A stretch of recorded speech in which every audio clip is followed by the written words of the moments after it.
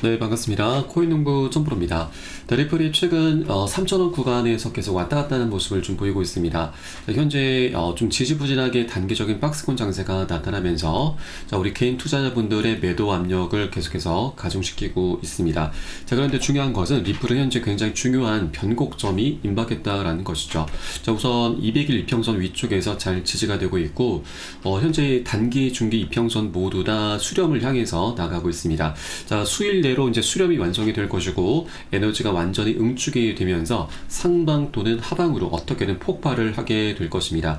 그렇게 명확한 방향성이 이제 곧 드러나게 되는 굉장히 중요한 변곡점 구간이 임박한 상태인데, 일단 우리가 긍정적으로 볼 수 있는 부분은 현재 리플 같은 경우는 지난 12월 달부터 이 단기적인 박스권 장세가 나타나면서 이때 당시 자그마치 7조 원이 넘는 엄청난 자금을 고래 세력들이 이미 매집을 해둔 상태입니다. 그래서 최근 이 박스권의 하단 라인 3,000원 구간에서 계속해서 잘 지지가 되고 있는 부분이고, 몇 차례 계속 이탈이 나왔었지만 고래 세력들이 저점에서 적극적으로 개입을 해주면서 그 위쪽으로 계속해서 들어 올려주고 있는 상황입니다. 그래서 이제 곧 매도세와 매수세가 이제 한 곳으로 모여지는 구간이 곧 출현하기 때문에 고래 세력들도 이제 포지션을 이제 정해야 되는 그런 시기가 곧 이제 출현하게 되는 것입니다. 현재 이 리플 같은 경우는 이제 소송 리스크가 곧 해결이 되게 될 것인데, 현재 남아있는 최종적인 쟁점이 이 기관 판매 관련한 금지 명령 철회, 그리고 벌금을 지금 XRP 코인으로 지금 납부가 가능한지 이 부분을 좀 논의 중인데, 이 두 가지 사안에 대해서 이번 바로 내일입니다. 24일 한국 시간으로는 25일 새벽이 될 것이고, 이때 SC에서 비공개 회의를 통해서 투표가 진행되고, 또 투표가 긍정적으로 이제 결과가 나온다라면 리플과 SC의 소송은 이제 사실상 끝이 나게 될 것입니다.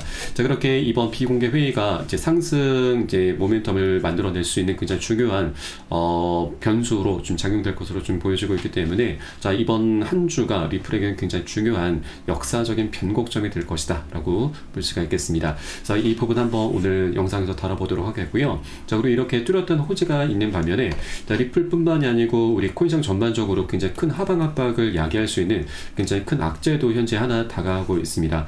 이 부분에 대해서 제가 이전에도 계속 말씀을 드려왔는데, 오늘 또 하나 업데이트가 된 내용이 있어서 이 부분 한번 다뤄보도록 하겠습니다. 우선 영상 본격적으로 시작하기 앞서서 영상 하단 더보기 클릭하시면 무료 텔레그램방 링크가 준비가 되어 있습니다.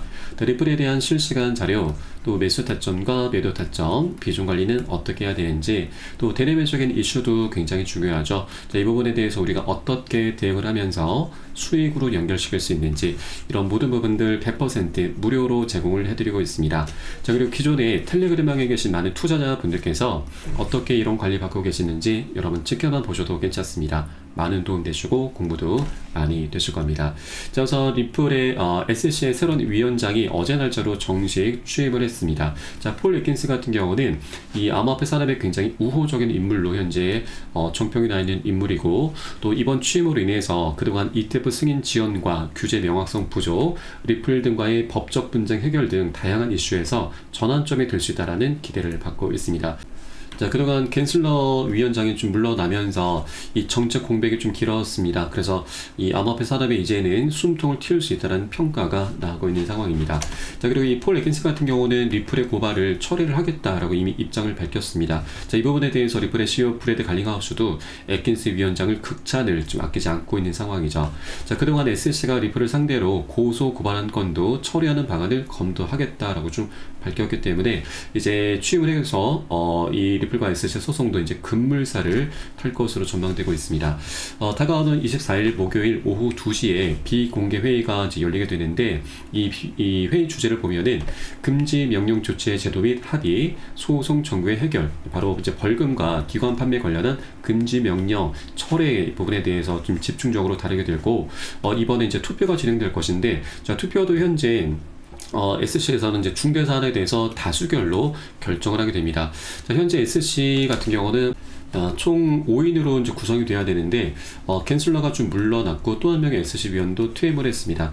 그래서 좀 3인으로 구성되어 있고, 여기에 이제 폴 애킨스가 이제 가세를 한 상황이죠. 그래서 총 4명인데, 그 중에 마크 우에다와 헤스터 피어스, 그리고 폴 애킨스는 암호화폐 친화적인 인물이고, 또 이 캐롤라인 크렌슈만 민주당 소속이라서 반암호화폐 인사입니다. 그래서 3대1 상황이라서 우리 리플에게 절대적으로 유리한 상황인 거죠. 그래서 이번 투표가 진행될 경우 별다른 저항 없이 우리 리플에게 굉장히 긍정적인 결과가 나오게 될 것이고, 그래서 이번 금요일 25일자가 우리 리플의 굉장히 중요한 변곡점이 될 것으로 전망되고 있습니다.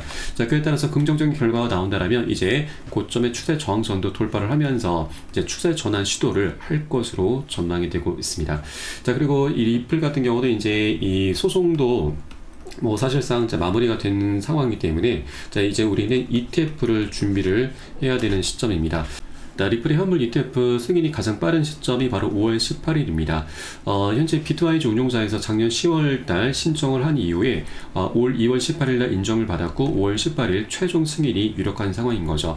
자, 그리고 나서 이제 다른 운용사들에서도 일괄적으로 승인이 될 것으로 전망이 되고 있습니다. 현재까지 9개 운용사에서 신청을 한 상황이고 상품으로 따지면 총 18개의 상품이 현재 신청이 되고 있습니다. 자, 그리고 여기에 더해서 세계 최대 운용사 블랙록까지도 가세할 수 있다는 전망이 나오고 있는데, 자, 블랙록과 피델리티가 가장 큰 운용사들이죠. 그런데 아직까지 참여를 하지 않은 이유는 우리가 좀 유추를 해보건데, 자, 블랙록이 현재 굉장히 중요한 움직임을 좀 보이고 있는 것입니다.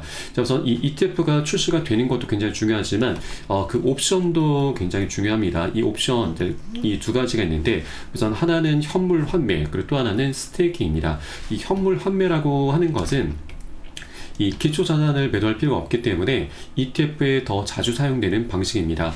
비용이나 세금, 유동성 등 여러 측면에서 유리하기 때문에 투자자와 발행사 모두 다 선호하는 방식인데, 그래서 이 블랙록에서도 이 비트코인과 이더리움 ETF를 출시할 당시에 SEC에 이 현물 상환 옵션을 추가를 해달라고 요청을 했었는데, SEC가 이 갠슬러 체제였었죠. 그래서 이 갠슬러가 좀 이것을 거절을 했었습니다. 그래서 좀 매우 안타까운 부분이었는데, 이제는 SEC도 그 기조가 완벽하게 변했습니다.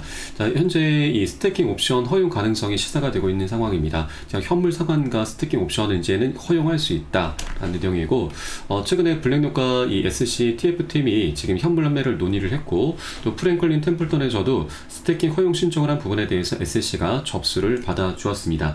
자, 그리고 이 스테이킹이라고 하는 것은 이제 이자를 의미를 하죠. 자, 우리가 은행에 예금을 하면은 이자를 받듯이, 자, ETF 상품에 대해서도 투자를 하게 될 경우 시세 변동에 따른 차익과 더불어서 이자 수익까지도 누릴 수 있게 되는 것입니다. 자, 그럼 이것을 통해서 이 많은 이제 기관들에서는 자, 어느 정도 안전 마진까지 확보를 할 수가 있는 것이기 때문에 자, 투자에 더욱더 적극적으로 나서게 될 수가 있는 것이죠. 자, 매력도가 더욱더 증가하게 된다라는 의미입니다.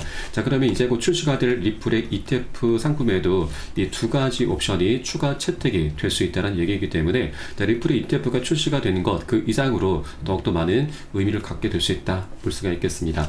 네, 그리고 리플의 ETF가 이제 5월 달에 출시가 될 수 있는 또 하나의 근거는 현재 SEC에서 태스크포스 팀의 수장을 맡고 있는 이 헤스터 피어스 위원이 자, 6월 달 임기가 종료가 됩니다. 더 이상 재선에 출마하지 않겠다라고 좀 밝혔고, 임기가 끝나기 전에 가능한 빨리 임무를 끝내고 싶다. 자, 특히나 이 스테이킹 분야에 명확한 규정을 제공해야 한다라고 생각한다 좀 밝힌 상태입니다.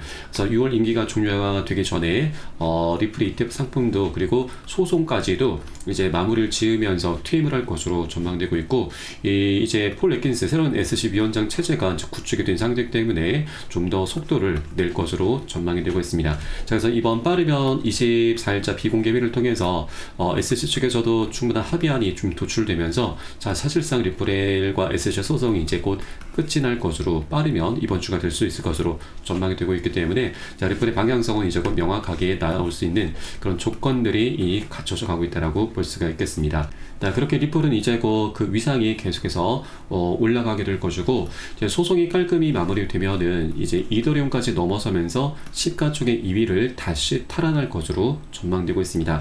자, 과거 리플 같은 경우는 이더리움을 넘어서면서 실제로 2위까지 올랐었던 코인입니다. 자, 그런데 SEC로부터 소송을 당하면서 계속 하방 압박을 받아왔었던 거죠.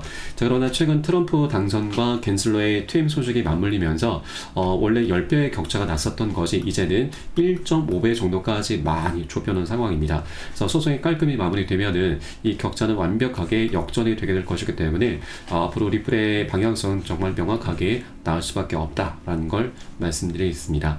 네, 그래서 현재 이 리플이 2달러 부근에 머물고 있을 때, 아직까지 굉장히 저평가되어 있을 때 우리가 여러 개 되시는 만큼 단 한 개라도 더욱더 많이 모아나가 주실 것을, 많이 선점해 주실 것을 당부 말씀드리겠습니다.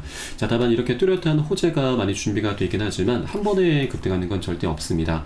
계속 상승과 조정을 반복하면서 방향성을 만들어갈 것이기 때문에, 자, 우리는 중간중간 나타나는 이런 조정 구간에 절대 털려서는 안 되신다. 자, 보다 장기적으로 계속 우리가 끌고 가야 되기 때문에 이런 조정 구간이 나타날 때마다 매도나 손절을 하게 된다면 앞으로 먹을 수 있는 이 모든 수익 구간을 다 놓치게 되는 것이죠. 자, 그렇기 때문에 우리는 투자를 하실 때 비중 관리가 굉장히 중요합니다. 자, 비중 관리라고 하는 것은 간단합니다. 자, 우선 단기 고점 신호가 발생하면은 우리가 이제 비중을 살짝 좀 덜어내셔야 되는데, 대부분의 투자자분들은 오히려, 자, 추가적인 상승을 기대하면서 오히려 추격 매수를 하게 됩니다. 자, 그런데 추격 매수를 하게 되면은 그 끝은 결국 손절이죠. 자, 그러다 보니 내가 사면은 떨어지고 또 내가 팔면은 올라간다, 이런 얘기들이 계속 반복되면서, 자, 우리가 고생해서 만들어낸 소중한 원금을 계속해서 깎아먹게 되는 것이죠. 그렇기 때문에 비중 관리가 중요합니다.